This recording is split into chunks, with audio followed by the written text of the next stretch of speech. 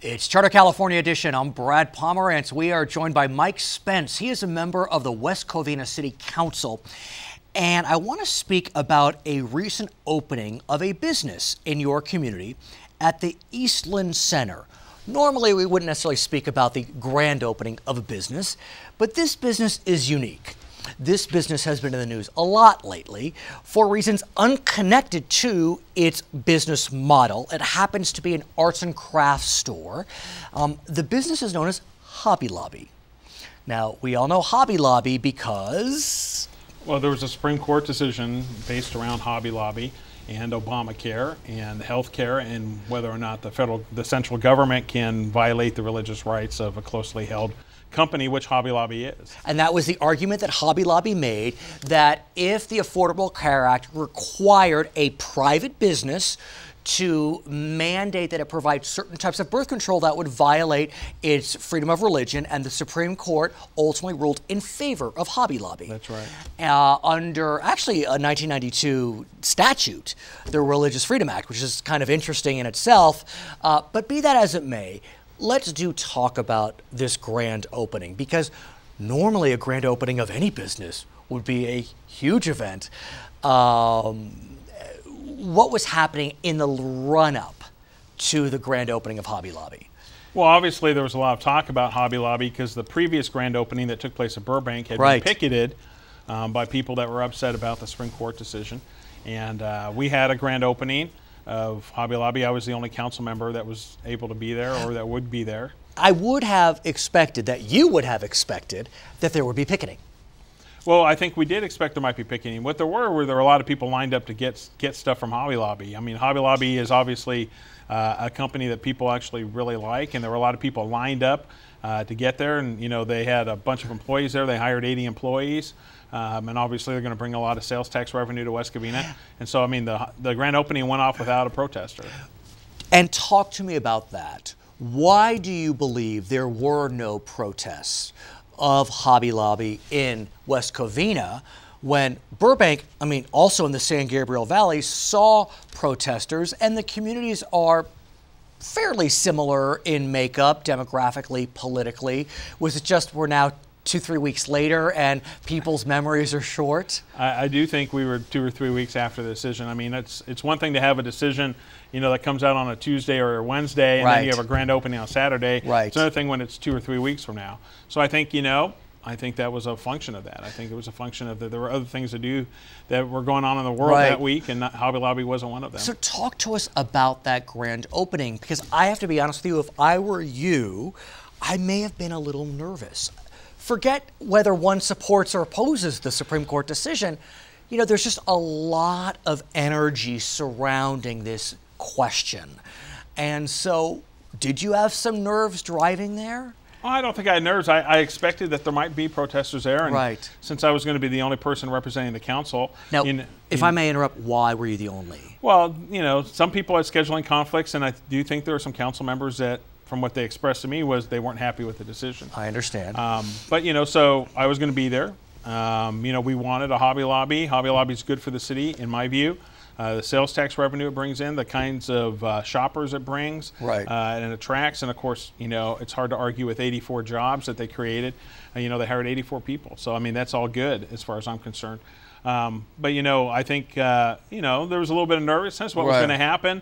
Who was there milling around the parking lot? You know, when I got there. Was there security there? Was there additional security?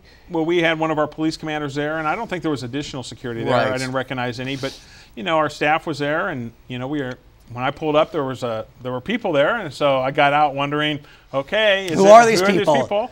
And fortunately, they were all people that wanted to shop at Hobby Lobby and spend their money in West Covina.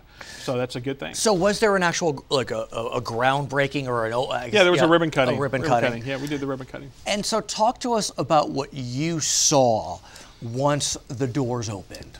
Well, once the doors opened, you could go inside and buy what you wanted. People just went right inside and started buying.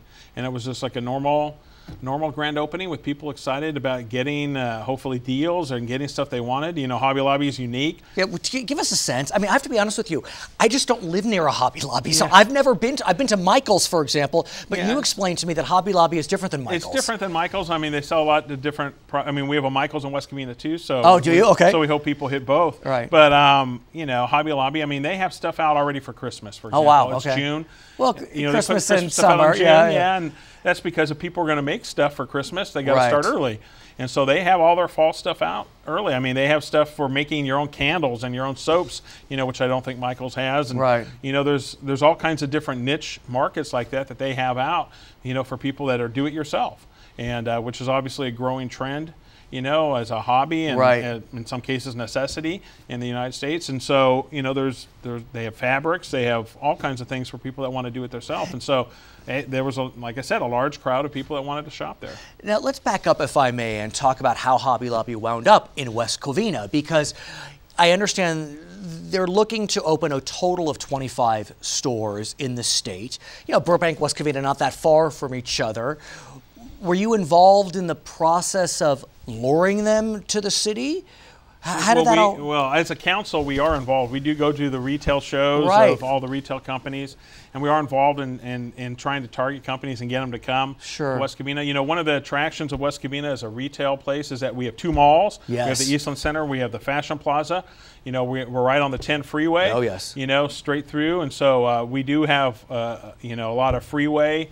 You know, a million people go by there. When did this so we do have a lot of that. When did this? When was this decision made? Because I assume there needs to be a permit and it was approved, or yeah, that was approved obviously several months ago. They had to remodel it. It was an old Bed and Bath and Beyond store. But within the realm, because look, the name Hobby Lobby has been on the tips of our tongue for a few years now. So I guess what I'm trying to figure out is, you know, Hobby Lobby files an application. Mm-hmm. And then it kind of begs the question, here you are a council member, whether you support or oppose their position in the Supreme Court, it's got to be, or not, tricky, as my pen goes flying, because it's such an interesting issue.